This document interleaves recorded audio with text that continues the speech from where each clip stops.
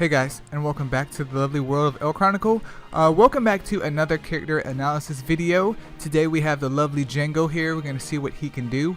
Of course, he is a warrior, so he is on the more tankier type. But let's go ahead and just take a quick look at his costumes. They all do not look very cool at all. I'm not a big fan of his face, but that one looks pretty cool. I think GM has that one, and he actually looks pretty cool in that one. The other one's unfortunately not. But let's take a look at his exclusive weapon as well, just to get an idea of what it does. So for his exclusive weapon, where is it at?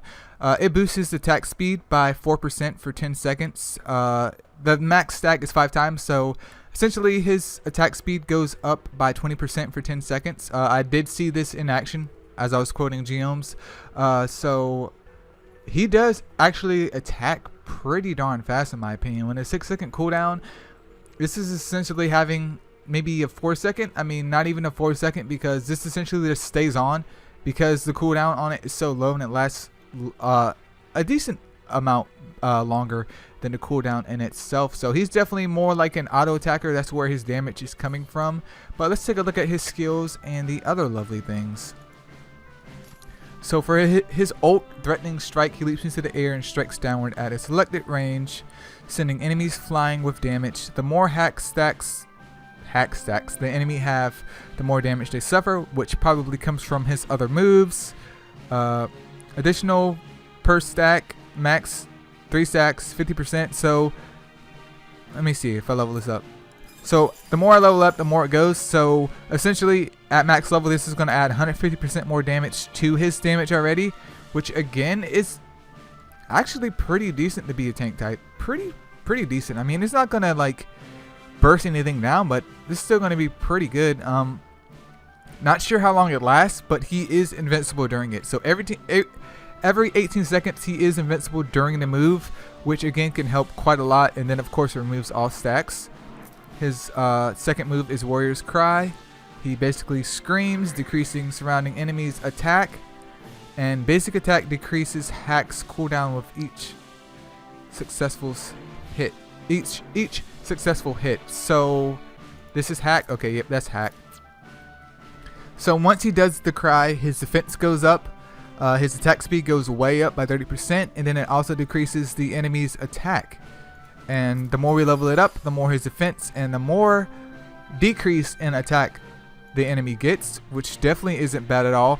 And the more we do it upon basic attack during its effect, while this move is in effect, so I'm assuming while it's active for the 10 seconds, hack's cooldown decreases by 1 second. So it sounds like his rotation is really bent on hack and getting that ult off, and also mixing in a Warrior's Cry so you can get hack out more, which creates more stacks so you can get that ult off and get more damage from your ult.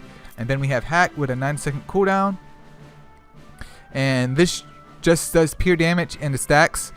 And again, if you're not stacking with him, you ain't doing damage. And his first passive increases his defense, tenacity, max HP bonus inversely proportionate to current HP. So his attack goes up inversely to his current HP. That's a bit interesting. I never heard it done like that, but I mean, I'm assuming, I don't know, the more HP he has, the higher his attack would go, since that's inverse. I could be wrong about that. I could be wrong. Then his second passive, Brawn, increases his attack speed, physical attack, and then skill damage as well. Defense skill damage. These aren't unlocked, and it is level 1, so I'm assuming his attack speed is going to go up even higher than that, along with his physical attack. And then the last one is defense critical damage goes up, and critical resist. So he definitely seems like he's more attack based than other tanks, which is perfectly fine. His first trait, Django's Friendship.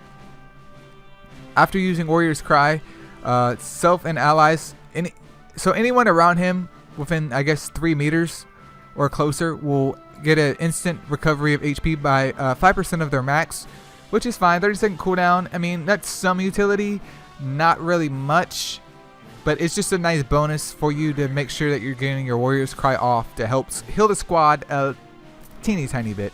And his next trait is Django Fury.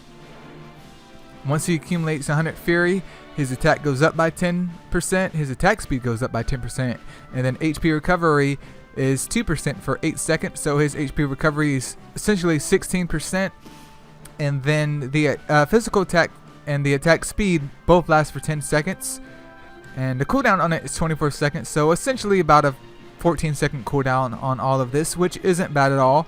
Again, this is more damage orientated and less defensive, but let's go ahead and see this dude in action. Oh, he won't make it over here. I don't think he's gonna make it anywhere. We'll go over here. I mean, he's obviously not gonna survive because my Django is not built, but I'm just trying to get a feel for his moves real quick.